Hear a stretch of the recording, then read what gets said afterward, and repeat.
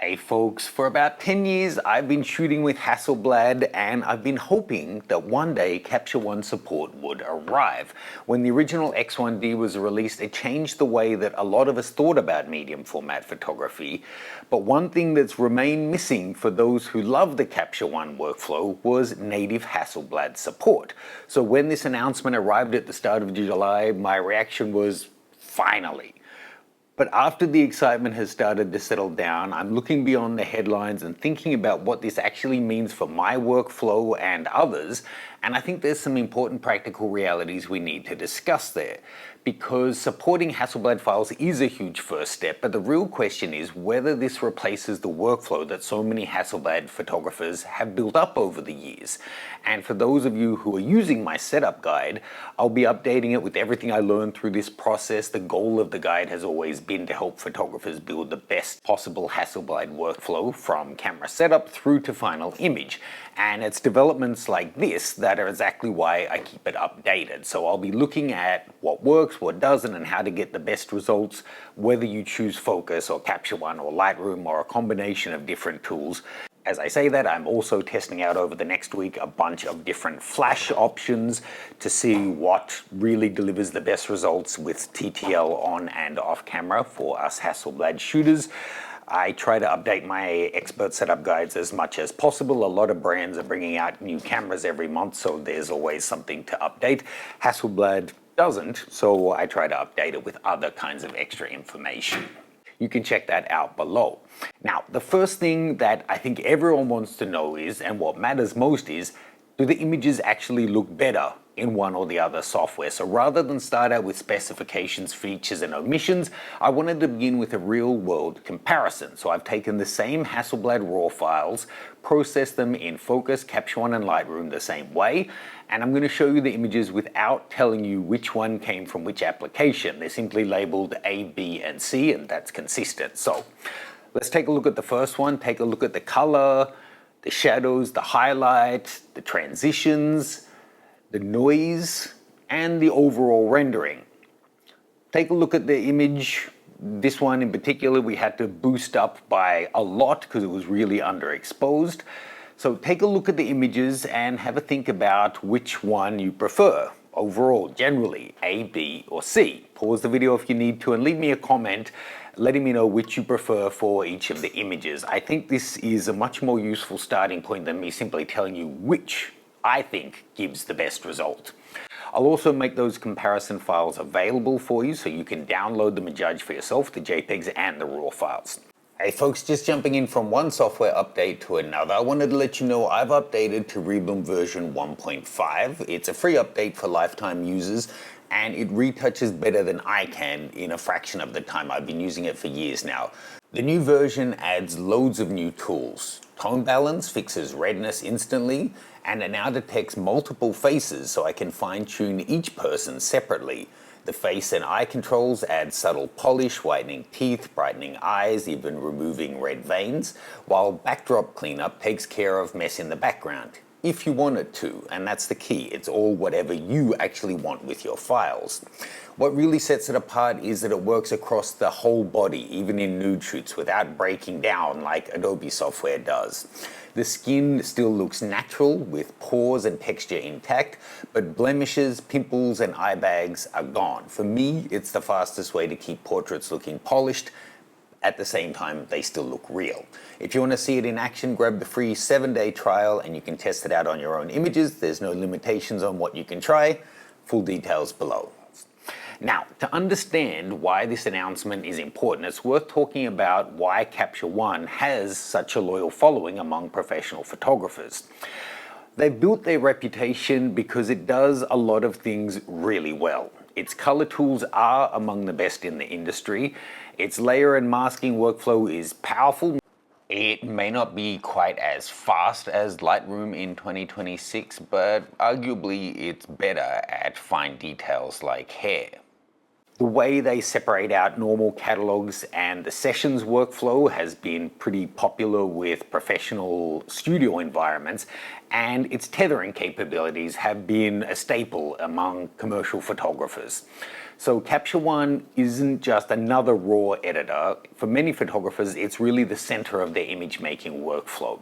Now, I've actually visited the Capture One Phase 1 headquarters in Copenhagen. I've seen how they approach their color development and how they make their profiles and the amount of work that goes through their color science, and it's genuinely impressive. So I want to be clear, my concerns about this release aren't because I think Capture One don't have great color. The opposite. They take their color extremely seriously and the results they produce are excellent. And if you're shooting with Sony, Nikon, Canon or Fuji, Capture One probably performs better than other raw processors.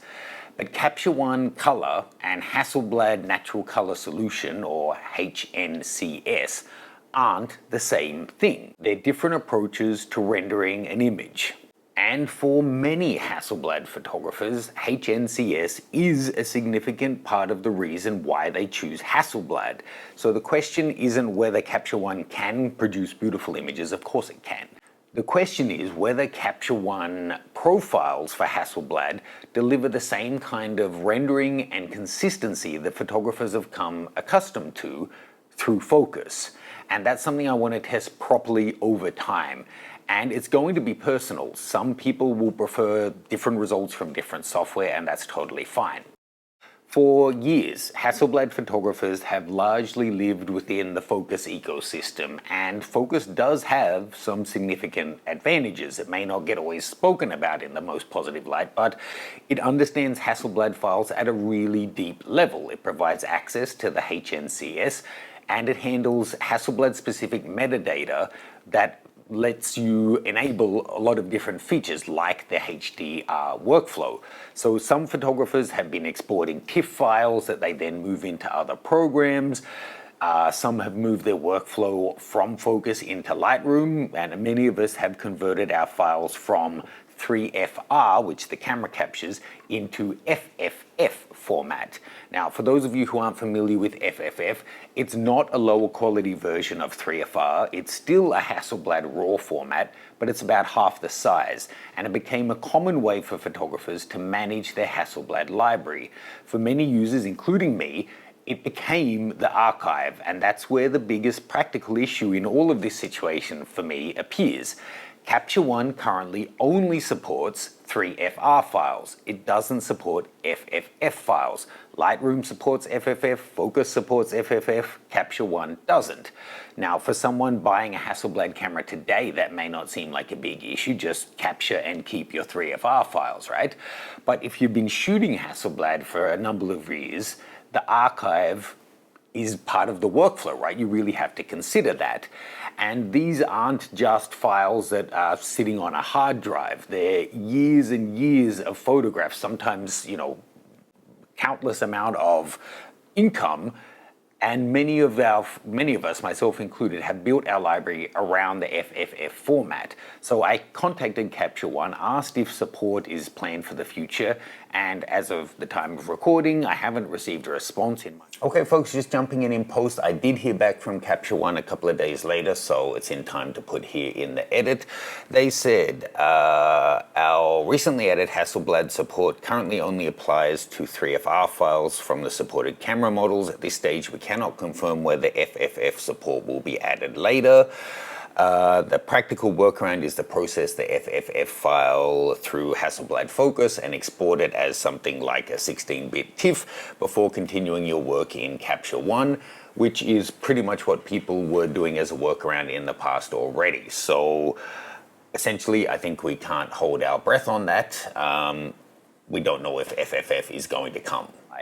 I do hope that support will come, because if FFF support had been included in this announcement, I think a lot more long-term Hasselblad users would have been seriously considering moving over their workflow. For me, that's probably the biggest single limitation, but it's not the only one. The next major question is color. And as I touched on, this is where the comparison images become important. Capture One has created dedicated profiles for the couple of supported cameras and the different lenses, which is exactly what we would hope to see. But I don't want to make a conclusion based on a handful of images or a first impression. I want to test this properly, looking at landscapes and portraits, different lighting conditions. and images where those subtle color differences really add up and make a difference, because the difference between two excellent RAW processor isn't always obvious or going to come out in one image. Sometimes it's not about accuracy, it's about the overall feeling of the final image and the consistency of results you're getting across the library. There's also some other practical limitations worth mentioning. Capture One does include Hasselblad lens profiles, which is great, but there's still differences compared with Focus. Some Hasselblad specific information, including focus distance info, used for certain corrections like distortion, isn't available in the same way. So whilst it's great that Capture One has some support, it's not as complete as the Hasselblad specific workflow that photographers have by staying in focus.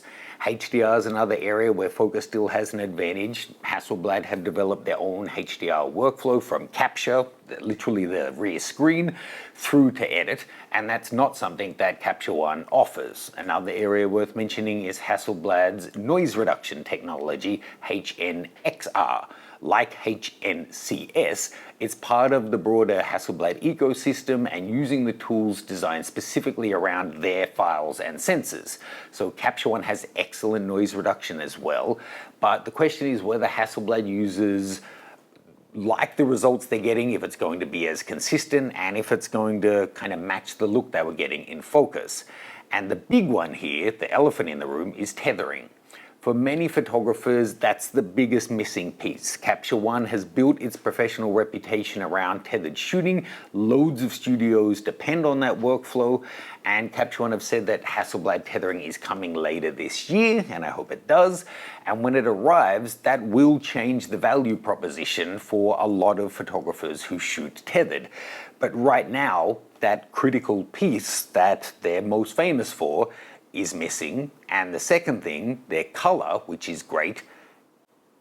Hasselblad already has the best color in the industry. And it actually goes a little bit deeper here, because the traditional Hasselblad tethered workflow through Focus creates FFF files rather than the 3FR files that Capture One currently supports. So the camera's shooting 3FR, but the computer captures FFF. So a lot of photographers who've relied on Hasselblad tethering over the years will have their archive in FFF. And this is why I think FFF is more of than just a legacy issue. It's not just simply opening old files. It's connected to the whole professional workflow that Capture One is famous for, and the photographers that are most likely to benefit from Capture One tethering are also the ones who are getting potentially screwed the most because there's no FFF support. So where, after all of that, does that leave me? I have to say, I am really pleased to see this development. To be honest, I thought once the H series of cameras were discontinued and Hasselblad and Phase 1 weren't really competing directly, that this would have all happened years ago. But after years of waiting, me and Hasselblad users do now have the option for native Capture One support, and that's a step forward. It is only for, I think, 3 cameras at this stage, but I'm not going to be rushing out to spend several $100s a year on Capture One and rebuild my whole workflow when there's no tethering, we don't have the full distortion, I'm not convinced about the color, and most of my archive is in FFF, so I can't actually make use of it. The practical realities are just too many for me to personally consider it. And beyond any of that, I would only do it if the images look better, and for that I need to study more images, see how the corrections come across, and if that improves over time. Tethering is great, but it's not a main thing for me. So for me, I'll be staying with the workflow that I've developed over the years, but I want to be clear, I don't think this announcement is disappointing. I think it's great news. I think it's a great step forward for Hasselblad photographers. It's just not the complete solution that I had hoped for, and it's not this huge game-changing thing that some people are hyping it up to be, because it's just incomplete at the moment. So I'll keep following the developments and keep updating my Hasselblad setup guide to make sure that it reflects the best processes for Hasselblad shooters. If Capture One continues building on this foundation, adds the missing pieces, delivers the experience that long-term Hasselblad users need, then I think a lot of photographers will seriously consider making the move. watch this space, we'll see how things progress. So you can download the sample files, the RAW and JPEGs, and check out the setup guide and all the software and whatever I've mentioned in this video. I'll have it all linked below.